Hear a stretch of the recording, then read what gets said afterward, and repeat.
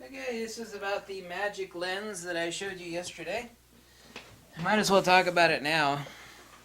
I posted up, check the links below, a few of my own examples of bokeh. Bokeh examples below from this lens. It is the PENTACON 50mm f1.8. Absolutely a true art lens. No, it's not this big. Right now I have a lens hood screwed on there, which is 49mm. It is based upon the Meyer Optic Görlitz 50mm 1.8 Oriston. They vary slightly in output, but it is based basically as a copy on that, made in the German Deutsche Demokratische Republik, basically East Germany for all you folks that don't speak German. My German's really rusty and non-existent now, but here is the lens. Looks like a typical 50mm lens. It is a 6-element lens, 49mm front filter, M42 mount. They also made it in a Practica mount. This lens. After I made that video last night in infrared, I made a video about this lens in infrared, in FLIR, forward-looking infrared. I went on eBay just to take a look. No, I'm not selling any of these. And like the 4 cheapest ones immediately vanished, so apparently someone took the message. I had a couple of people say that they had this lens and they had no idea, like they inherited it from their grandfather or something, and it's been sitting in the corner collecting dust and they've never thought about using it. They had no idea. This is a true art lens, you know. Sigma has stolen the word art, and of course art actually does have a meaningful term in the metaphysics of Greece, but if anything is not an art lens, I can assure you to piss, it is a Sigma lens. It's like, it's a Sigma art. I said, you know what that means? It means nothing. This is, if you want to call something a real art lens, this is a real art lens. Kind of like the Voigtlander 58mm 1.4 Nocturne. Some of the other lenses, even like the 500mm mirror lens, which has the catadioptric, i.e. donut bokeh. This is a 6-bladed, not rounded aperture. The bokeh, check my test shots below to take a look, and you'll see what I'm talking about. Absolutely incredible. Will just make you melt. And you should never try to actually screw these on an adapter sideways like that, because that's always a stupid idea. Never cross thread anything either too. I see a lot of people I don't think I've ever in my life have cross threaded anything. I'm so careful about stuff like that. And get it mounted on there properly. Just squeeze it on a little tighter. There we go. There we go. I'm going to screw the hood back on there. It does have a tendency to flare, but not bad. I hear people say, it flares really bad. Actually, that's BS. The people that say that about this lens, I've got plenty of lenses that do flare bad. This is not really one of them that does flare bad. Who cares? Sometimes flare used properly is beautiful. You have to use it properly, though, of course.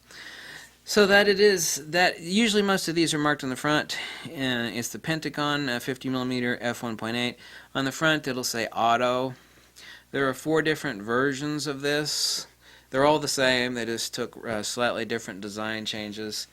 I'll give you the link below that you could take a look not only at the pictures but also the information on this lens. So not Pentagon, but PENTACON. Typically you can find these for 40, but this is one thing where the Europeans have got it made in the shade.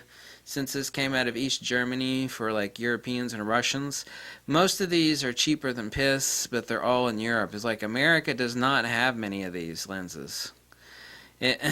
Somebody needs to hook up with their bro or sister in East Germany, which of course is now all Germany, or Poland or Russia, and then import some of these to their homie, in not meaning me, however I love to get another one of these as a gift for somebody that deserves it.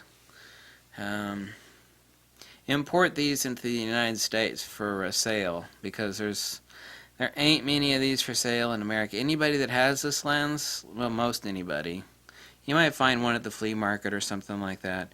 Anybody that knows what this lens does, they are never going to let go of it. Ever. It's just not going to happen because they know.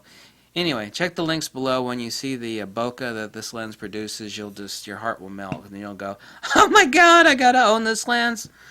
And that's usually the response of people when they see the picture. So I posted 4 of my own test bokeh shots. Check the links, and that is the super secret, incredible lens. There's really, if you're waiting for like some other super secret incredible lens, it makes beautiful soap bubble bokeh, by the way.